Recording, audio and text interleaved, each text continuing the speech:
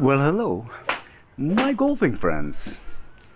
Today I am at Haarlemmermeer. I have already warmed up and I've already done an 18 holes with Mr. Pure Metal today, and it went, well, for the process, it went pretty fine. For the results, it went as it has went. Today, because I wanted to already for a while, I wanted to do a video where I was going to talk about the best, really the best tool there is for the learning curve, for your own feedback, etc. Because you've got things as towels and those kind of things, and things that keep your elbows together and whatever.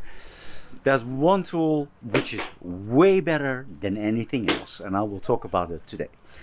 So I'm really nitpicking with my drive today, so I am going to put down the loft and play around with it, because my drives are with too much spin. So I'm going to reduce the loft to 9.5. So I'm doing it now, and see you later. Okay, change it now from the standard is 10.5 degrees.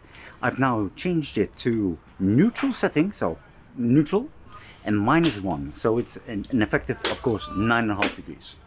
Let's see.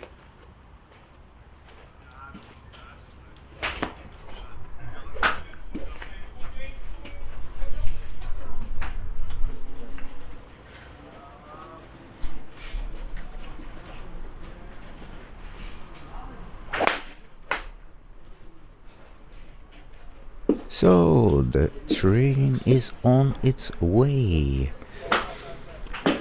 As I said, I have done the loft down by 1 degree, and my balls were always very spinny, so of course I'm expecting to have less spin and a more protruding, penetrating ball flight instead of such a floater. And the floating ones with a lot of spin, those are the ones that also are easily blown aside, especially if they have a little bit of a fade. It is being pushed to the side very easily. So in this training, there are a couple of things that I'm working on. If you've seen my other videos, my timing of my turn, but also, how far I go into the ball, it's way too much. I have to stay behind the ball a little bit more. Where I was thinking that if you would place the ball a little bit more forward, that wouldn't be an issue. However, my natural draw that I had once in a time, that has gone with the wind. So I have placed now the ball a little bit more back, and if you look at the line, the cross at the mat, you see that it is still a little bit to the inside of my left heel. But I always say to people, like, your feet, they are indicator, but they are not really showing the actual low points that you have with your driver. Because I've got a very narrow stance, that means that people who have a wider stance, that ball would be more forward. So in my case, it also really feels very cramped if I place it there, because normally it should be much more further out. But, results count for everything, which means I have to experiment with it. I have to do it. And then, of course, videos like this are very important to see if I am doing all the things that I am trying to pay extra attention on. And ball placement in relation to my shoulders, having a wider arc in the takeaway specifically, those are the two things that are for me the most important. I've got plenty swing speed, I don't have to worry about that. My follow through is pretty automatic, I do not have to worry about that as well. So here I am going really to be very conscious on my placement in relation to my shoulders. And when I hang back a little bit, and you can see that I tilt a little bit more in one of the shots, and I'm also having the right elbow a little bit lower, which then automatically for me feels that I am tilting a little bit more, that the ball can get enough height due to the fact that my ball, my attack angle is then from low to up. So there are a lot of things that are always at the same time, and when you're hitting the ball and training it, you do not always see it. You only have to feel it through. So these are the things that you can only see when you really are, making a video of yourself to see how it was. And this last one that you saw, that one was really pretty alright. My right foot is the indicator. That one doesn't drag forward too much.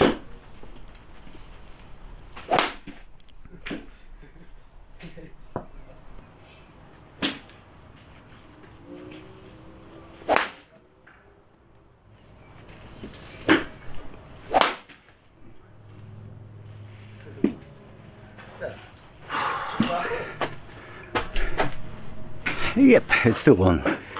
So I'm trying to find my sweet spot, and I think I'm going to try this because I can get some height out of it. But the best tool is, of course, if I would record it and then immediately going to check it, then of course I could see it. However, this at the moment is the best I can do to change my things. And what you will see is that in the narrative, which you have already heard, that recording yourself is the best tool there is. Record yourself. So I'm going to continue, and let's see how it is.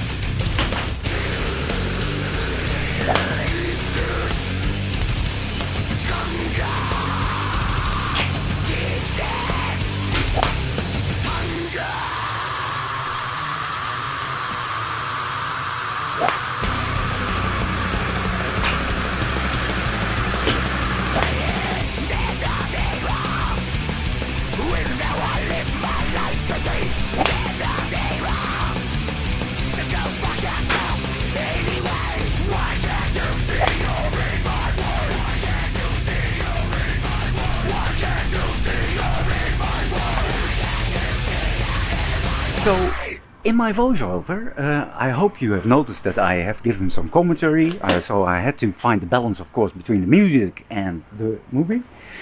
But I'm trying to find something in my setup which, really brings me what I am trying to find. So far so good. I have noticed that when I put it, at least the feeling that I have is when I put it tight to my body, I have more control over the ball flight, and and you hear it in the sound. There, of course I've got my fades, but I've got a neutral setting now, and -9, which is pretty low. So so far so good. So I am going to keep it at 9.5 degrees, and yeah, we'll see what happens. Wel dat. Stel nou.